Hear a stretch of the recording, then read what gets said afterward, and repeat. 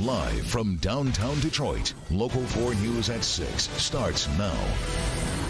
She stole a Ferndale police cruiser, then went on a wild joyride through Detroit.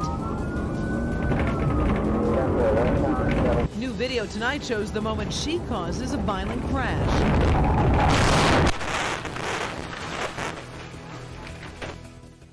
But first, it is absolutely stunning video. Malik McDowell, a former star defensive lineman at Michigan State and a second-round draft pick for the Seattle Seahawks, wrestling with officers and grabbing for their guns.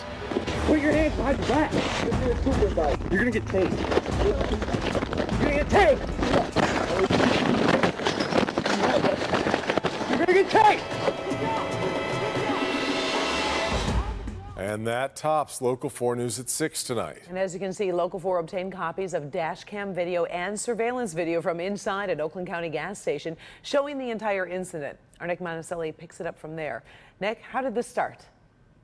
So this was back in February. The officers saw the car going about 15 miles over the speed limit, and then because of snow, the SUV did a 180 on Southfield Road. So the officer went to do a simple traffic stop, a speeding stop. Then it became much, much more.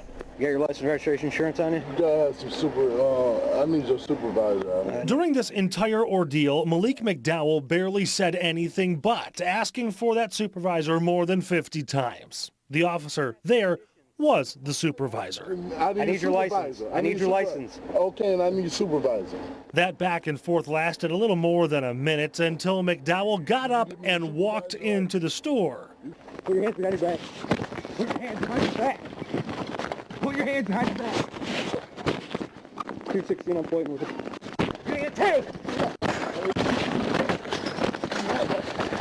You're gonna get tased. Get down. Get down. I'm down. Get down. On the ground. On your stomach or you're gonna get tased. Taser. Taser. I need a supervisor. The taser was ineffective. McDowell rips the prongs from his jacket and then attacks Officer Roberts. I said I need a supervisor. Get up. Get out of the ground. I need a supervisor. You're not gonna shoot me. I need a supervisor. Drop it. Drop it. I need a supervisor. The next officer in the door jumps in, but look closely. McDowell grabs for her gun. She pushes his hand off of her holster. Then after more of a struggle, he is in handcuffs, and it takes a group of officers to get him outside and into a patrol car. Where's the supervisor? I told you I am the officer in charge. You're not the right supervisor. Yes, I am, man. You're not. You just didn't want to believe me. McDowell was charged with drunk driving and assaulting a police officer, but criminal history comes into play as well. He has a drunk driving conviction from last year, and also he was charged with having a stolen Ford F-150 in April. In the newsroom, Nick Monticelli, Local 4. All right, Nick, investigators said McDowell had a blood alcohol level of .189. He will be back in court later this month. New tonight, the wild dash cam video from a woman's joyride in a stolen Ferndale police car. Now, this all started when the woman jumped into the cruiser last week while it was still running at 9 and Woodward. After that, she heads into Detroit, eventually driving the wrong way on 7 Mile, narrowly missing oncoming traffic. And then, just moments later, the crash that ended the chase.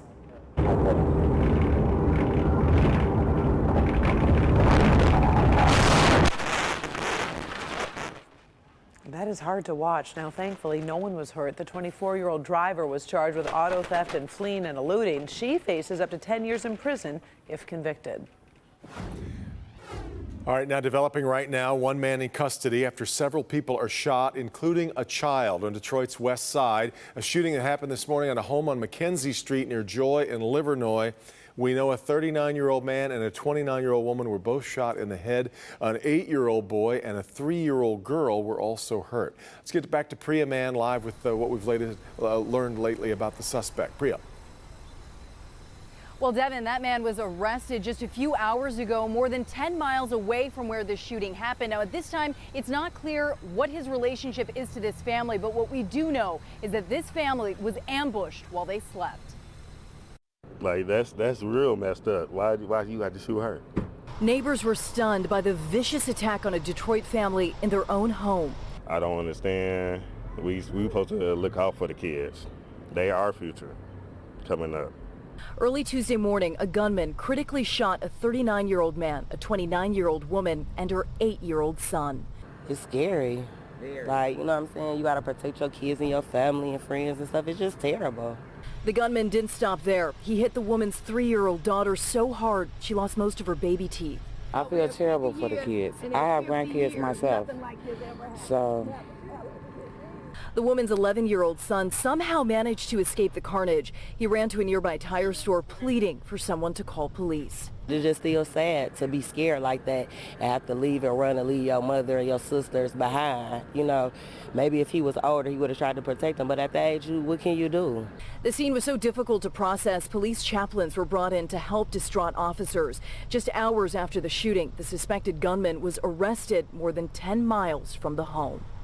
I feel very sad for her and her kids. It's real sad. Now at this hour, that 8-year-old boy remains at Children's Hospital in critical condition. His younger sister, that 3-year-old girl, she's expected to make a full recovery. Her mom and that other adult male still remain in critical condition. We expect the suspected gunman to be charged later this week. Reporting live from Children's Hospital, I'm Priya Mann, Local 4. And we'll keep you updating. Quite a story. All right, Priya. The city of Southfield is getting a new police chief, and it didn't have to go very far to find him. Southfield City Council has approved the appointment of Elvin Barron as the new police chief. Barron is a distinguished veteran of the Detroit Police Department with a 21-year career. He rose through the ranks to his current position as deputy chief, commanding 8 major units and more than 1,000 officers. Barron will take up his post July 29th. Well, let's turn our attention to the weather. It has been a lovely day, classic summer really, as we take a live look outside through our Windsor sky cam. Let's see if the sun is going to stick around. Here comes Ben. Just that Canadian smoke. That's really the only thing out there that's barring an otherwise perfect day, but even that isn't really affecting us. Maybe keeping temperatures down a bit. But 81 still nice, especially with no humidity out there. Tomorrow, the temperatures are going to feel a lot more like that as we see everything start to change as we go into Wednesday. So here's the weather story going forward. Tomorrow, we've got that storm threat. So we'll look at the severe potential for those storms and time that out. Nice again for Thursday and Friday. And for the weekend, well, July's going to July. So we'll talk more about where the temperatures go for here coming up in just a few minutes, guys. Right now, Metro Detroiters are pausing to honor Lee Iacocca. Iacocca was a visionary, an automaker who came to personify Detroit. Back in the 70s and 80s, his name really did evoke images of executive suites, power plays, and the grit and the savvy needed to sell American cars. So widely admired, there was serious talk of him running for president back in 1988. Rod Maloney joins us live from the visitation that's underway in Clawson. Rod? Yeah, it's been a steady stream out here, Devin, all day. They opened the doors at 2 o'clock, and people of all walks of life have been coming here. The president of the city council was just here, but we've had people coming here who never met Lee Iacocca but wanted to pay their respects. Lito Anthony Iacocca of Allentown, Pennsylvania, made Detroit his home and saving its bacon his calling card.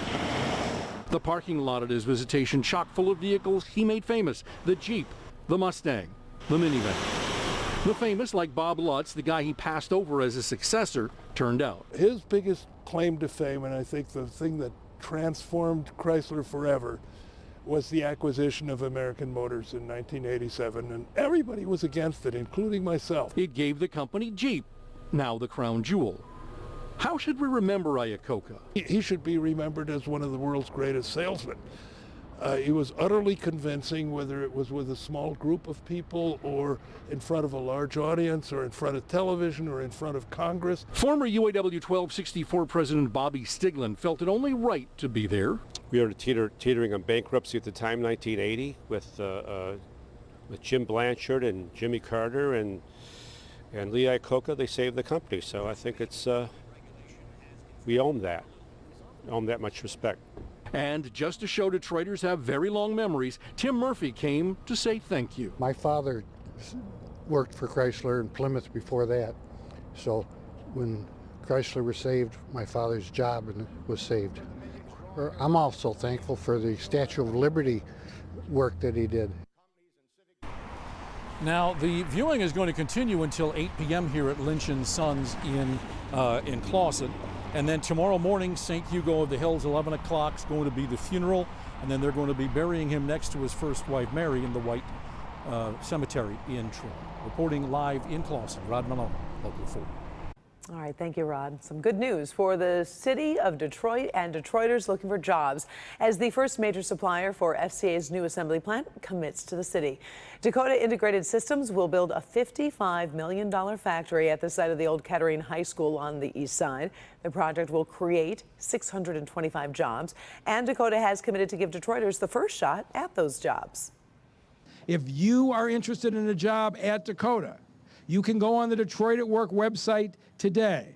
You can put in your cell phone number, and we will text you as soon as the hiring process begins. You can learn more about the project and find a link to the Detroit at Work website at our website. Click on Detroit.com on the automotive page. Great development. Let's check in with Lester Holt and see what's coming up on NBC Nightly News after our broadcast. Lester joins us live from New York City with a preview. Hi, Lester. Hey, Devin and Karen, coming up, we're going to tell you about the shocking case getting a lot of national attention. Police say a teen was murdered at a gas station for playing rap music, and that is spawning a movement now. We'll tell you more. And if you still haven't booked that summer vacation, we've got some ways to save on travel when we see you tonight. In fact, some surprising savings, I think, on some pretty popular destinations, right? Yeah, I was surprised at a few of these. For example, we're going to tell you why Europe might still fit into your budget this late in the season and let you know about the one window of time where you can find some pretty good flight deals when we see you tonight. Good deal. About 20 minutes from now, Lester. We'll see you then. Thanks. All right, still to come. New plans just announced to redevelop the site of an old Kmart. The big name moving into a local community. But first, it is a surgery performed on Major League Baseball players. Dr. McGeorge will join us with why more high school athletes are electing to undergo the same surgery.